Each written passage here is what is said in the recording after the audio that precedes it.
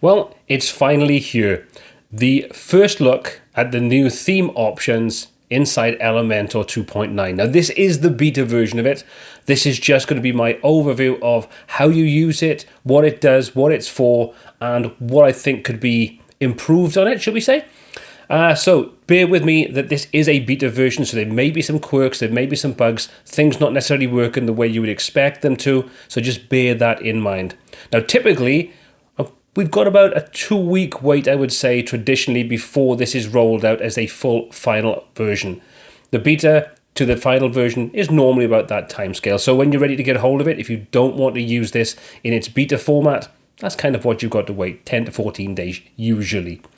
Okay, so how do we get at it? I've got the Elementor editor open, I've got a template loaded in, and what we're going to do is we're going to come up to the hamburger menu in the top left hand corner, we're going to click on there, and we now have theme style. So we're going to click on there, and this will open up a set of different tabs. You can see we've got background, which we've kind of always had in this kind of setting. We can set a global background for the site. We've got typography, buttons, form fields, and images. So what this allows us to do is globally style various different elements on the site. Now, this is one of those areas that if you were using a theme like Hello, which is something that I use a lot myself in pretty much all the tutorials I release on here, and also in my own projects, one of the key things that's been missing from there for quite some time is the ability to globally style all of the font styles and not just a couple that you previously had as part of Elementor. So it's great to see we now have these options. So let's just expand these out and take a look at them briefly, and then we'll put them into action and show you how they actually work. So background is pretty self-explanatory. We can set up a background, classic background. We can click to expand that, and we can set up background colors, background images. We can also set different background images based upon the device that's being viewed. So this is a good thing to see. We can make sure we put a scaled version so we don't load the biggest version when someone's looking at this on a mobile phone. So that's great to see that option inside there. We can also do gradients. So everything you'd normally expect to see. So that's pretty cool to see that. Nothing that's untoward there, really. Next up, we've got the typography, and this is one of those areas where you'll now see there's a lot more changes inside here. We can control the text color, which is predominantly the paragraph color. So we've got the options to do the text color, the typography, paragraph spacing, and again, we've got the options to specify that paragraph spacing based upon the device that the end user's viewing. So anything that gives us more control over the devices is something that's very, very useful. It's great to see that it's included in the theme styles option.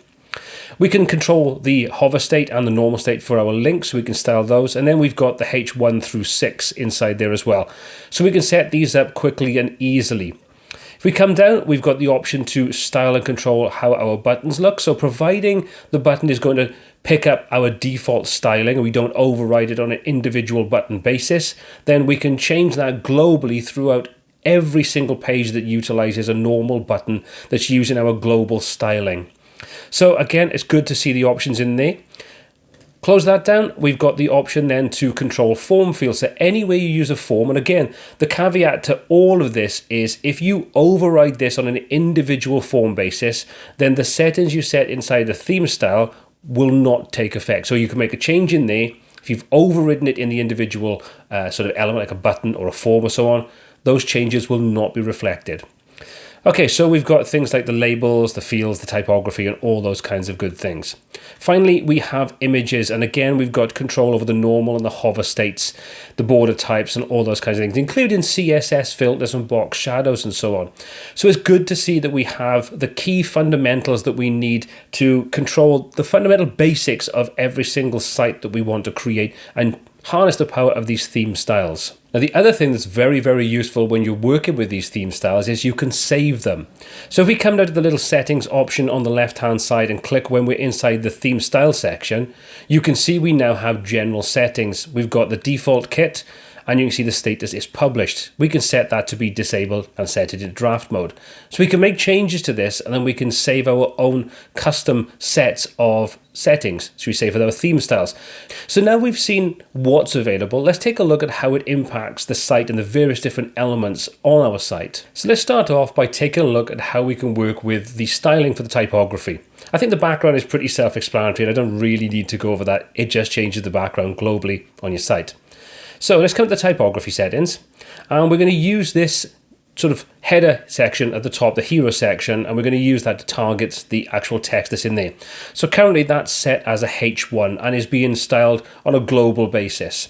So what we're going to do is we're going to come down to our H1, and from there we can easily change the color and the typography. So let's start off with the typography. We'll come in and we'll say we want to use something like, let's do Montserrat, and we'll change that. And you see that now immediately picks up the new styling. We can adjust then the weight of this. So if we want to make that more bold, we can do that. If we want to change the transform on there and set that to all uppercase, we can do that. We can also come in and change the color. So let's just set that to something like this blue. So you can see now anywhere on the site that uses the default styling, like I say, hasn't been overridden, we'll pick up any styling changes we make inside the theme style panel. So it's a super quick way of being able to make these changes instantly throughout your site. So now say every single page throughout our theme, throughout our setup, throughout the entire site that uses the H1 tag that hasn't been styled independently will pick up that styling, and we'll be having that reflected throughout. So we can make global changes within a matter of seconds. And this is where I think Elementor has really been lacking for quite some time. So it's fantastic to see we now have this option directly built into the core plugin itself. We're not having to rely on third-party plugins. Although arguably some of those may do it a little better or in their own way and give us more flexibility, it's still always good to have these functions directly inside the core plugin, so we don't need to rely upon third-party plugins to do what I would consider fundamental design options. Okay, so that's how easy it is to work with the headings and so on. So I don't think I need to go through all of these. I think the rest of it is fairly self-explanatory. So we'll close that down. Let's take a look at the buttons as an option. Now this is one area that I'm not really too fussed with the way this works. When you're in the theme style mode, you can't edit the contents of the page. You have to jump out of that mode to go back into the editor mode, and then you can add and edit content. Now you can see this is denoted by the fact that we have this blue at the top and bottom. So if I hit update on there and we close this down, you'll see everything changes back out of this and goes back into the normal WordPress editor. So we've now gone back out of this and we can start working with the content on the page. So we're out of that theme style mode, back into edit mode. So this can, if you want to make quick changes, be a little bit of a laborious task. However, like I say, this is a beta version. Maybe this will change in the final version, or maybe it will change in a future version. Let's drop a button in. We'll just put a button inside there and we'll center that. So you can see that now picks up the basic global styling. So if we update this, and this is the thing you have to make sure you do, you have to update your edits before you go into theme style mode. If you don't, you'll get a notification saying, do you want to save your changes? Say yes, because if you don't, you will lose everything you have done prior to your previous save. Bear that in mind, because that could end up causing you a lot of headaches for losing a lot of content. Anyway, let's just jump back into the theme style mode. Once we're back into the theme style mode and come into our buttons, for example, we now have the ability to control this. So let's just say we want to change these buttons to a completely different color. We could say, let's just choose, let's go through and find a red color. You can see that picks up that color, and we'll come down then to the border that I've set up, and we'll drop that down to the same red as well. So you can see we can quickly and easily change that now, and every button on the entire site will pick up that styling. So it's super easy to work with, very, very simple and straightforward.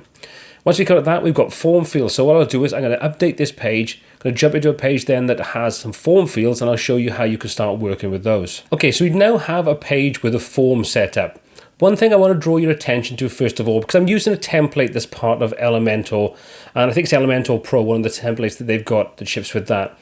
You'll see the button is styled differently to what we set up earlier on, and this is because this has been styled independently. So the styling isn't using the global styling we set up as part of the theme style, so that will basically ignore aspects of it. It may pick up some certain things because you can see there's a sort of reddish strip at the bottom which may be picking up the underline that I've done, which wasn't part of the styling that they've set up. So they say this is something you need to bear in mind when you're working with this, that you can ultimately end up having a bit of a mishmash if you sort of combine the two different ways of styling things. I just wanted to say that to clear things up. Okay, so this form, let's take a look. So you can see we can adjust things like the label. We can adjust the typography, the field, and so on. We can do the hover and the normal states. So let's just say we want to change the border style, and we'll say we want to put this to dotted, and you can see that immediately changes on there. We'll set the width to be 3 pixels to pick that up. We can change the color on there if we want to as well, and we can change that to any of the style colors. Now you'll notice that it's not picking up the colors that I'm choosing, and this is because the color has been set inside the actual form itself. So we can't override that. So I can clear that off there, and it makes no difference whatsoever. So it's worth bearing these things in mind. Things that are not been set, we can control. So like the border radius, for example, if we set that to be something like 15, you can see we now get nice rounded borders as part of that form. So we've got options on there to control things, but you can't mix and match. If we come to the buttons, for example, you can see if I change things on here, the background color, for example, you'll see nothing happens to this button because it is using the styling that's been applied to that individual form. I know I keep kind of going on about that, but I think it's something that really needs to be understood, because otherwise you could be making changes and wondering why they're not being reflected where some are. It's because you may have set various different things up on the form itself, or on the button itself, or on the text, and then your global styles in the theme style are not going to make a blind bit of difference.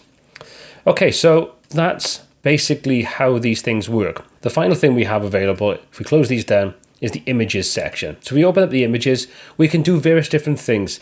This won't affect background images, it has to be a dedicated image. So at the moment we don't have any images on here. So I'm going to close this down, load a page up that has some dedicated images, not background images, and I'll show you then how we can style those globally as well. So now that I've added a couple of images in, we're going to take a look at what we can do. We've got two options. We've got the normal, so we can style just the basic version, and if we wanted to put an on hover effect, we could do that. So let's just do something very, very simple, something you'd normally expect to see, which is like when you mouse over an image, it may hover and give a slight shadow effect. Well, that's very easy to do. Jump over to the hover section, and we're going to come down to the box shadow, and we're going to apply a box shadow. You can see when I mouse over, we get that box shadow appear. Let's just make that a little more subtle, and hopefully you can see that on there. We'll adjust the blur slightly, and there we go. So we've got an effect on there. But you'll also notice now that where we've got these background images, for example, they're not being affected because they are just a background image. This is only affecting a typical standard image that uses the image widget or galleries and so on. So we can control exactly how that happens. We can adjust the transition duration if we want to make it a little bit more subtle. You know, we can do whatever we want, and now that's been applied to all three of those images because they all use the same styling. They're picking up the styling that's part of this theme style. If we come back over to normal, for example, we could easily drop in something like a border. So let's just put a solid border around there. You can see it comes in as pretty much black at the moment. We're going to change that, and we'll put that to, let's just say, a light grey border. And we'll say we want to set this to be 5 pixels so you can see it. You can now see that effect take place. We can put a border radius on there if we want to round those corners off. And when we mouse over, we'll get the effect as well. So it's very, very simple. And now we can say update, and that will apply to all of the images throughout the entire site that are using that sort of normal image widget. Unless, like I say, they've been styled independently. So once we've done that, we can come down to the settings option. And from there, we can change this. And we'll just say this is WP Tuts styling. And we'll just say update. So we've now created our own style kit, and it's very simple to do. So that's my first look at the new style kits option that's part of Elementor 2.9, the beta version that, like I say, should be out very soon. What's my taking away from it? It's a great start. It really is a great start, and it's good to see that we've got this functionality built into it. A couple of things that I would like to see. First of all, the ability to keep on editing, or to be able to switch back and forth quickly and easily between the editing mode and the style kits mode, because currently having to close the one down to access the other is a little bit of, I can see it getting frustrating very quickly having to do that time and time again, especially where you may be working on an older site design, or you may have made some changes that you want to swap over to becoming global and you forget to do it and you've got to back and forth. That could get old very quickly. The other thing I'd like to see is the ability to export your style kits in the same way that you can easily import and export any of the template files that you create in the theme files that you build as part of your own themes with the theme builder in Elementor Pro. having that I think would be very useful, because you could create a simple starting point style kit that you want to use across the board and then just quickly roll that out onto a site within a matter of seconds, as opposed to having to go through it like you would right now, which is manually do it one at a time. So that's something I would think would be really good to see. And again, hopefully this will be one of those things that in maybe 2.91, 2.92, we'll start to get some of these new extra little features that would be very useful. But overall, I think it's a fantastic starting point. Great to see Elementor's listening to the community, even if it has taken quite some time to get put out there. We've got it now, and I think it's a great starting point. As always, all the applicable links for this and everything else we cover on the channel are in the description below. Let me know your feedback in the comments section. Do you think it's a good starting point? Do you think it's too little too late? There are better options out there. You let me know what you think about these new updates to the cell kits that's part of Elementor 2.9. I'd love to get your feedback. As always, my name's been Paul C. This has been WP Tuts, and until next time, take care.